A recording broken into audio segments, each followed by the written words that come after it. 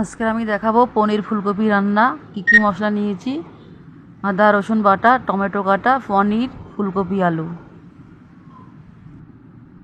প্রথমে কড়া গরম হয়ে গেছে, সাদা তেল দিলাম। সাদা তেলটা গরম হলে ভালো করে নেড়ে নিলাম যাতে না লেগে যায় সবজিটা। ফুলকপি আলু ভালো করে ভাজবো।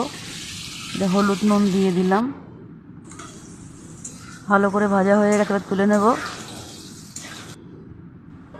এবার দেবো পনিরটা লাল লাল করে ভাজবো। পনিরটা তুলে নিলাম। এবার দেবো গোটা জিরে, সাদা জিরে, পেঁয়াজ কাটা, আর দেবো টমেটো কাটা।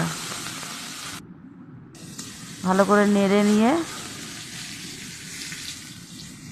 আদা রসুন বাটা, হালকা একটু জল দিয়েছি যে লেগে না যায়। এবার দেবো হলুদ গুঁড়ো, লঙ্কার গুঁড়ো আর জিরের গুঁড়ো। ভালো করে কষিয়ে নিয়ে ভাজা সবজিটা দিয়ে দিলাম। আবার ভালো করে কষালাম। তেল ছেড়ে দিয়েছি, এবার জল দিয়েছি। এবার ফুটে গেলে পনির দিয়ে দিলাম। হয়ে গেছে।